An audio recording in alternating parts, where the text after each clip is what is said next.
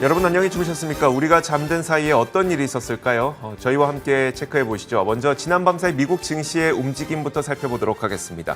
자, 먼저 지난밤 사이 미국 증시는 일단 지수별로 보면 혼조세를 보이긴 했습니다. 다우지수, S&P 500 지수가 상승한 반면에 나스닥 지수는 0.17% 하락했기 때문인데, 하지만 이런 가운데서도 S&P 500 지수는 다시 한번 사상 최고치를 기록하면서 마감을 했습니다.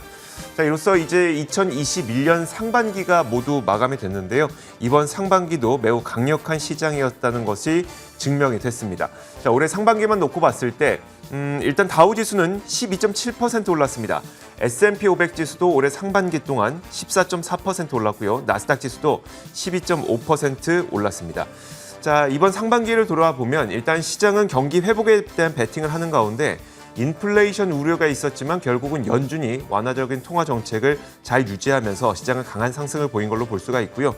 자, 그렇다면 이번 상반기의 승자는 과연 누구였을까? 몇몇 종목이 꼽히고 있는데 골드만삭스와 아메리칸 익스프레스, 월그린 부츠 이 종목이 각각 30% 이상씩 올 상반기에 올랐습니다. 이 세 가지 종목이 가장 큰 승자로 꼽히고 있고요.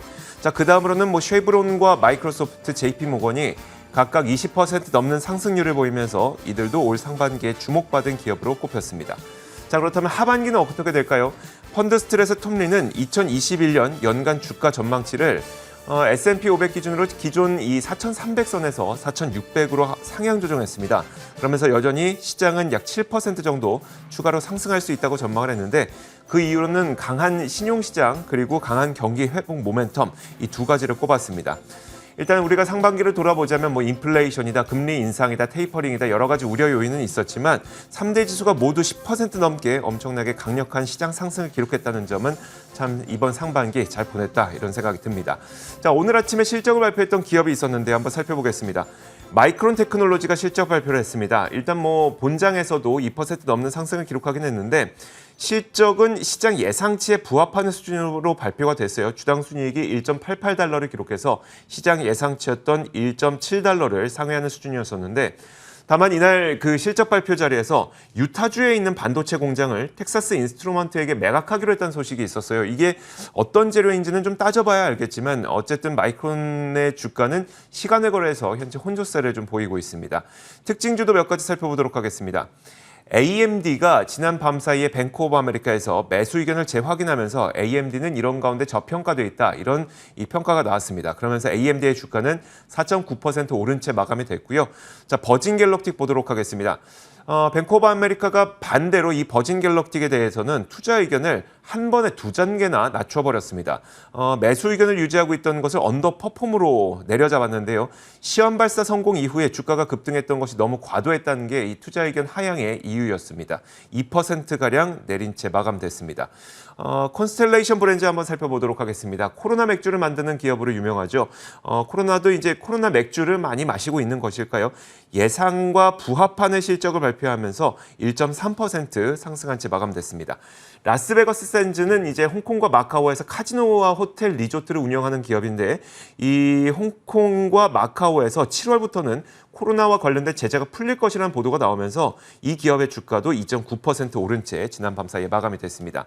자, 상품 선물 시장의 움직임도 살펴보도록 하겠습니다. 자, 먼저 WTI 가격인데요. 0.7% 올랐습니다. 미국 원유 재고가 줄어들고 있고 오펙이 또 이런 의견을 내놨어요. 올해 내내 공급 부족이 이어질 것으로 전망을 하면서 유가는 상승세를 계속 유지했습니다. 0.7% 오르면서 현재 선물 시장에서 73.48달러를 기록하고 있습니다. 자, 금값도 볼 텐데요. 금값은 0.37%, 약 0.4%가량 올랐습니다. 하지만 금값의 경우에는 지난 6월 한 달 동안 거의 8.6%나 월간 기준으로 빠졌거든요. 4년 내 최악의 이 월간 하락폭을 기록할 정도로 상당히 좋지 못했습니다. 연준이 매파적인 기조로 좀 돌아서게 되면서 금값은 이렇게 하락했다는 분석이 나오고 있습니다. 현재는 1,770달러 선 정도를 기록하고 있습니다. 자, 이렇게 시장 전반적인 움직임 살펴봤습니다. 시장에 대한 분석 내려보도록 하겠습니다.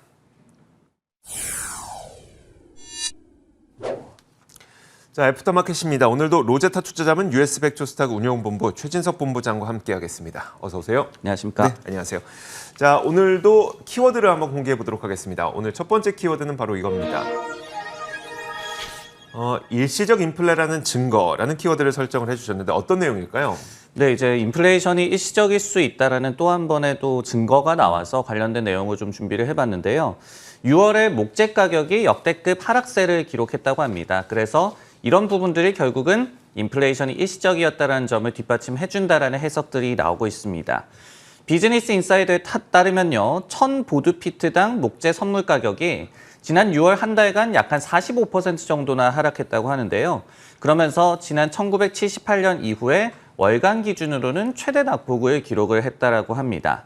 현재 목재 선물 가격이 721달러 수준인데요. 특히 지난 5월 7일에 작성을 했었던 전 고점 1670달러 대비해서는 약 한 60% 가깝게 하락한 수치가 되겠습니다. 참고적으로 딱 1년 전쯤에는 목재 가격이 435달러 수준이었습니다. 그간의 이제 목재 가격에 대한 상승 요인에 대해서 시장에 좀 의견을 말씀을 드리면요. 역시 코로나19 팬데믹에 따라서 이른바 집콕 트렌드, 재택을 하는 수요가 많아졌고 그러면서 주택을 구매하거나 아니면은 리모델링 하려는 수요가 많이 늘어났었습니다. 하지만은 이제 동시에 생산은 좀 차질을 겪으면서 목재 가격이 그동안 좀 급등세를 연출을 해왔던 것인데요. 이 때문에 하락 요인에 대해서도 일부 전문가들은 리오프닝에 따른 재택 생활이 축소됐기 때문이다. 이렇게 얘기를 하고 있습니다.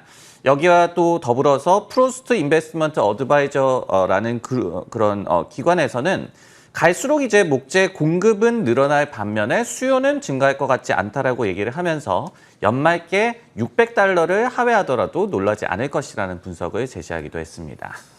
사실 모든 원재료, 그러니까 모든 원자재가 다 같은 건 아니지만 이제 특히 목재의 경우에는 갑자기 목재 수요가 높아지니까 목재를 갖고 있었던 이제 그 딜러라고 해야 될까요? 디스트리뷰터라고 해야 될까요? 이들이 어떻게 될지 모르니까 목재를 안 풀어서 또 급격하게 높아진 것도 있었잖아요. 어쨌든 지금 이런 현상을 보면서 결국은 인플레이션에 대한 우려는 좀 일시적이었겠구나라는 것을 뒷받침하는 통계를 우리가 본 건데 이 현상을 바라보면서 전문가들은 어떤 의견을 갖고 있을까요? 네, 일단은 이번에 목재 가격의 하락세, 굉장히 가파른 하락세를 네. 또 목격을 했기 때문에 역시 이런 요인들도 인플레이션 공포를 좀 완화시키는 데 도움을 주고 있다는 반응을 많이 나타내고 있더라고요.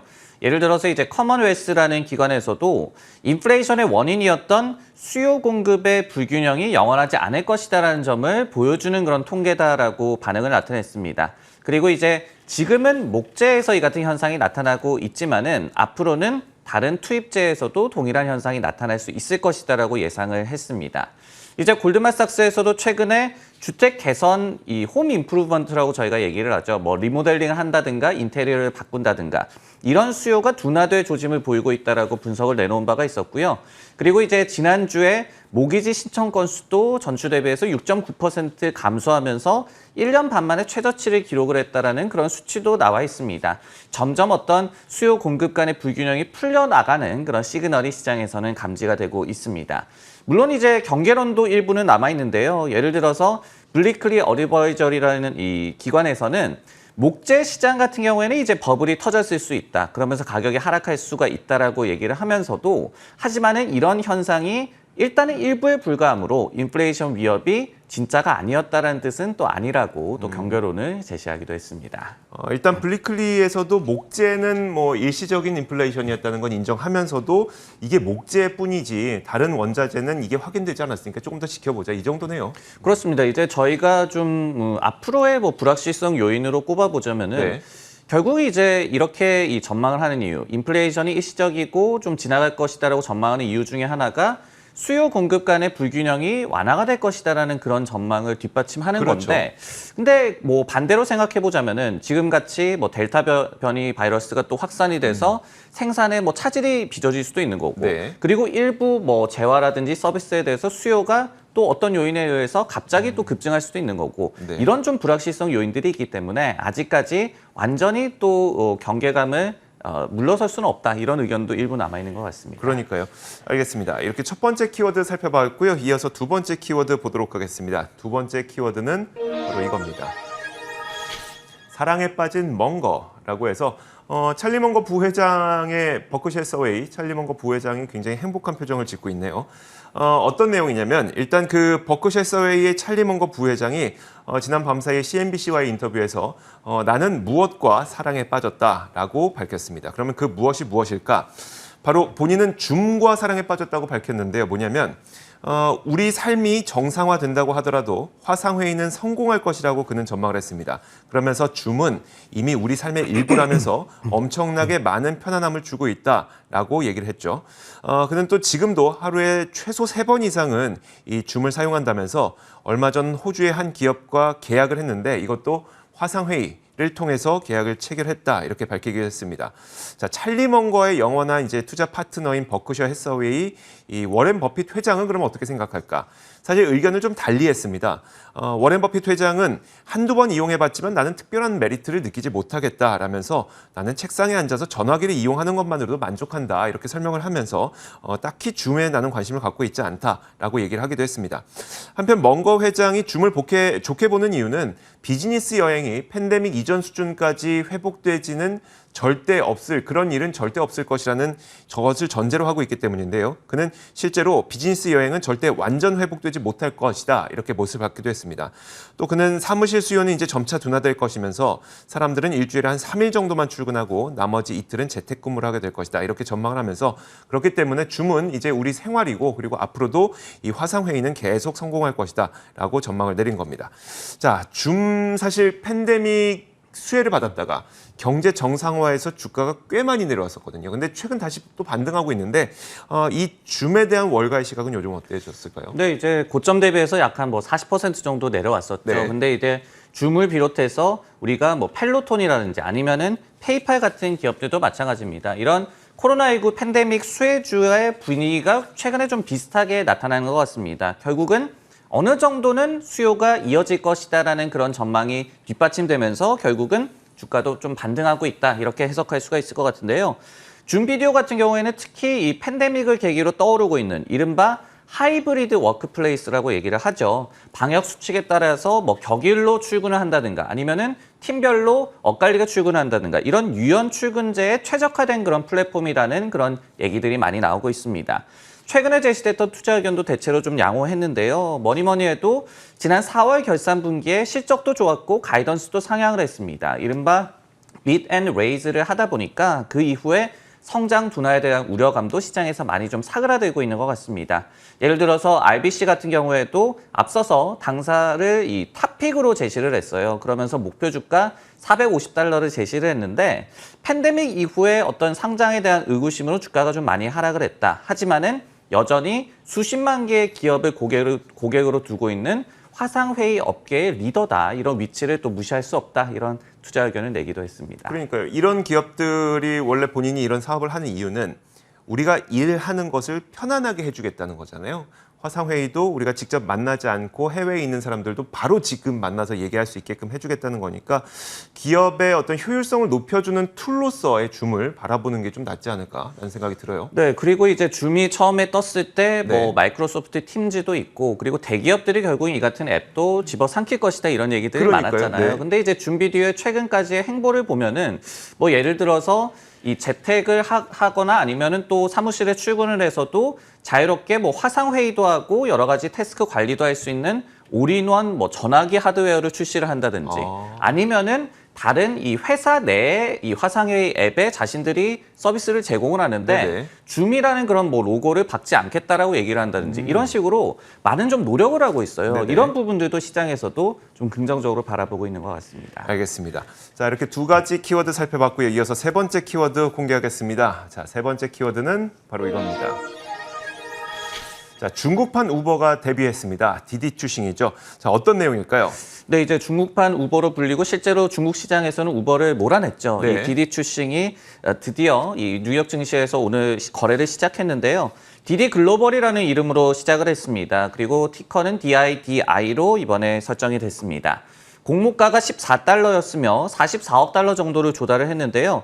그러면서 지난 2014년에 250억 달러를 조달했던 알리바바 이후에 중국 기업으로는 미국 증시의 최대 규모로 이번에 상장을 하게 됐습니다. 이날 공모가 대비해서 약 한 20% 정도 상승한 16.5달러 정도의 거래를 시작을 했는데요. 그러면서 주가가 18달러 정도까지 오르기도 했지만은 결국은 14달러대에서 마감하고 말았습니다. 그러면서 다소 아쉬운 첫날의 그런 거래를 보여줬는데요. 로이터에서는 이와 관련해서 투자자들이 이 기업에 1,000억 달러 정도의 시가총액을 부여하고 또 밸류를 주기를 좀 망설이고 있다라고 얘기를 했습니다. 결국은 규제 리스크 등에 따른 장기 성장에 대한 의구심, 그리고 최근에 또 반독점 관련해서 조사를 받은 바도 있었기 때문에 관련된 또 우려가 이 최근 첫 거래일에 조금 아쉬운 장세로 나타났다라고 해석을 했습니다. 알겠습니다. 자, 디디 추싱 자체적인 관심뿐만 아니라 이제 IPO 시장에 대한 관심으로까지 연결이 되는데, 사실 우리가 그 작년과 올 초 기억을 떠올려 보면 상장은 거의 무조건 60% 이상은 온라인 상장 아닌가요? 뭐 이 정도 인식이 생길 정도로 굉장히 IPO 시장이 뜨거웠었는데 디디 추싱에서 보는 것처럼 상장에 대한 열기도 약간은 좀 식나 싶은 생각도 있어서요. 하반기 그 IPO 시장은 어떨 것 같으세요? 일단 상반기 IPO 시장은 굉장히 좀 뜨거웠고요. 네네. 그리고 하반기도 일단은 뭐 분위기는 지금까지는 나쁘지는 않은 것 같습니다. 네. 일단은 뭐 상반기 그리고 단기적으로 정리를 해보자면은 CNBC에 따르면은 이번 주에만 18개 기업이 미국 증시에 상장을 한다라고 해요. 그러면서 지난 2004년 이후에 한 주 기준으로는 최대의 그런 상장 수요를 보여줄 것 같은데, 결국 이제 증시가 신고가를 기록을 하고 있고, 그러면서도 시장의 변동성 지수, 빅스 지수 같은 경우에는 20을 한참 하회하고 있기 때문에 저위험, 그러면서도 더 증시도 계속해서 오르는 환경, 이런 부분들이 기업들이 상장을 서두르는 그런 이유로 해석이 되고 있습니다. 상반기를 좀 종합을 해보자면은 무려 213개 기업이 상장을 했다라고 하고요. 그러면서 700억 달러 이상을 조달을 했다라고 합니다. 이와 관련해서 르네상스 캐피털 같은 기관에서는 지난 10년 평균을 상회하는 굉장히 양호한 결과라고 해석을 했습니다. 다만 이제 2분기만 떼놓고 본다면은 신규 상장사들의 주가 상승분의 대부분, 그러니까 약 한 24% 정도가 상장 첫날에 집중됐다라고 하거든요. 그러면서 또 르네상스 측에서는 이 어떤 과실이 대부분 기관 투자자로 또 돌아갔다, 이런 그러니까요. 분석을 제시하기도 했습니다. 일단은 하반기 전망도 좀 밝은 상황인데요. 87개 기업이 200억 달러 정도를 조달하는 것을 노리고 있습니다. 그러면서 우리가 잘 알고 있는 로빈후드 등도 이제 상장을 대기하고 있는 그런 상황입니다. 알겠습니다. 사실 특히 미국 시장은 IPO에 참여할 수 있는 개인들이 그렇게 많지 않잖아요. 물론 부조들은 할 수 있겠지만 어쨌든 그래서 첫날 상승분은 사실 우리에게 전혀 도움이 안 되기 때문에 이 첫날 상승보다도 그 이후의 상승이 좀 이어질 수 있어야 되는데, 어쨌든 하반기 IPO 시장도 한번 기대해 보도록 하겠습니다. 지금까지 로제타 투자자문 최진석 본부장과 함께 이야기 나눠봤습니다. 고맙습니다.